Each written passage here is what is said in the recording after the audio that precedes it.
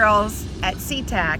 We are beginning our beautiful journey of oyster gardening, and I'm here, Mrs. Culver, the gifted teacher, and I'm here with Miss Henry, who's behind the camera. There she is.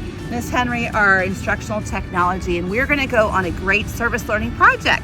So Miss Henry and I just put this float together, which is some piping, PVC pipe, and some netting. We're going to this is called the float, and we're on this beautiful day on a Monday at Owls Creek with Virginia Aquarium, which is right next door to Seatack. Seatack's right down the water. Owls Creek is our watershed, boys and girls, and our watershed, it's very important that we take care of our watershed because the watershed takes care of us. So I'm wondering how our watershed takes care of us. Think about that. So I'm watching someone on a kayak, so it's great for recreation, it's great for fishing, and it's great for growing oysters, and that's what we have. So in this cooler, as I showed you in the morning program today, congratulations, you are the parents, the proud parents of 2,000 baby oysters, which we call SPAT, S-P-A-T. Can you say that word? That's right, SPAT. So I'm looking at these oysters and looking at what are some words to describe the baby oysters. Let's think about their attributes. Color, size, shape. Miss Henry, what color do you observe? Beyond the green netting, they look white, cream, maybe a little bit of brown. Absolutely. And what shape do you see? I know our kindergarten first graders are focusing on shapes. They look almost circular, but not a perfect circle. Maybe a little bit oval. Okay. And what about the size? They look pretty tiny. Some of them look almost the size of my fingernail. Yes. And a lot of the adults, a lot of the adults that love to eat oysters at restaurants, we're so amazed at how small these oysters are. Now, boys and girls, what we're going to do with these is we're going to grow these oysters in our net and in our float, and then we're going to be measuring them and collect data throughout the year. And then at the end of the year, down at Owls Creek, right over here, there's a oyster reef that we're going to toss them right in the water, and they will colonize and make a beautiful reef. Now, in the meantime, I want you to think about, why are oysters good for our water? You know that? All right, Miss Henry, talk to them about that. Why are oysters good for our waterways? Well, oysters are amazing for our waterways because they actually filter and clean our water. So the more oysters we have, the cleaner and healthier our water is. And that's the goal. We want clean and healthy water. So congratulations to all of you for helping to be the proud parents. And we're going to actually put the oysters into the net. Boys and girls, so now we have our 2,000 baby oysters. Do you remember what that's called? That's right, SPAT. We're going to transfer that into our net, and then we're going to put the net into the float that we just built. So Miss Henry did a great job telling us the attributes of the oysters. She's pouring them in carefully out of the net. 2,000 baby oysters. What a beautiful day for these oysters and us. And we can come and get a close-up if you want. Sure. Inside. There they are. Do you see them, boys and girls? Remember, we were looking at the attributes of the color, the size, and the shape. The quantitative data would be that there's 2,000, and the qualitative data would be what the color, size, and shape we were looking at. So now we're going to take the net, and we have the smaller zip ties. Miss Henry is a great assistant, and she is going to take them and fold them in half like it's an envelope, right? Just like it's an envelope. It's going to put them through, and this is so when we put them in the water in Owls Creek that they will be protective from predators. I'm wondering if you can figure out what would be a predator of the oysters. What do you think? Talk about that with your friends. What do you think would be a predator of the oysters? All right, we have lots of different things. Miss Henry, do you remember what some of the predators were? Well, one that you can actually find each time we go and clean the net and change it out and take our data are these little tiny guys. You might think that they're not that harmful, but there's these little tiny worms that can really harm the oysters as they're growing. Are they still there? You could show it to them. Yeah, but do one more just in case. Okay. All right, we're trying to be overly protective as parents. You know how sometimes your parents are overly protective? Well, we're like that too with our baby oysters.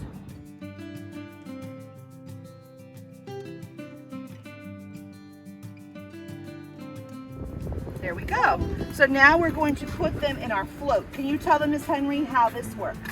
So basically what we want is we want our oysters to be floating with the water. So the PVC pipe is going to be at the top of the water and the rest of the cage is going to be under the water. And the float, this bag that we have them in, is going to be secured to the cage part, and it's going to be floating within the PVC pipes.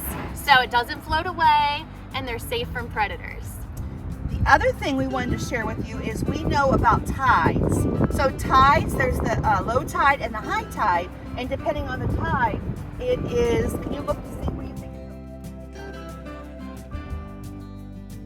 So we want to make sure that we leave a certain amount of rope so the float can rise with the tide and then also fall with the tide while it's tied off. We don't want it out of the water because we tied it too close to the floating dock. Last year we had to get new line because last year, because of the storms, it barely held on. So what we're doing, boys and girls, is we're using zip ties again, and Miss Henry is tying them to the cage.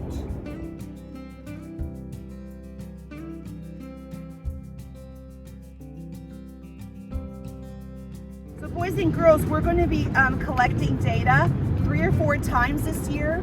We will collect the data. We'll come over and get the oysters out, and then we will measure with 1st and 4th grade, and then we will share that data with all of our Seatack scientists, and hopefully we're going to see a nice pattern of change with growth. Perfect. All right, so we're gonna go down and attach our oysters to the floating dock.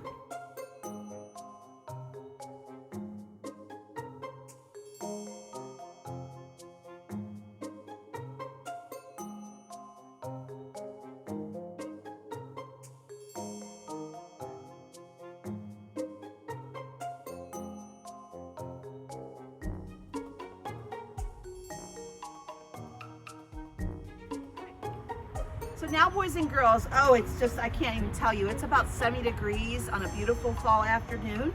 And we're gonna take the float, put it in the water. Remember, 2,000 baby oysters right in our net, in the float, in Owls Creek.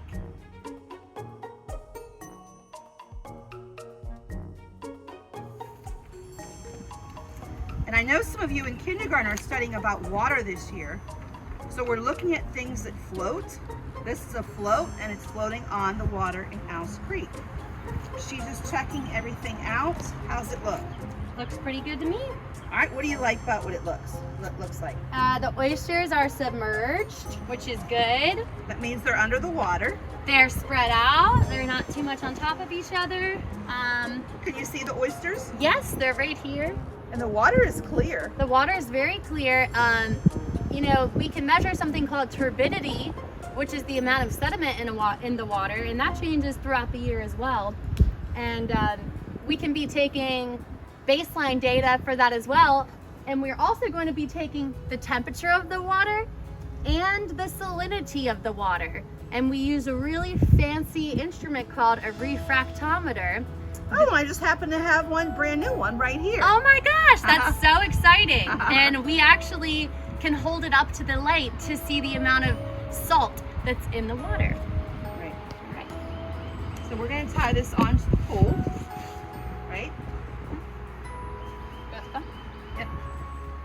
And then remember how we said with the tides, we want to make sure we give enough slack for the tide when it gets low. Our friend Brian from Virginia Aquarium is going to share with you what he is seeing.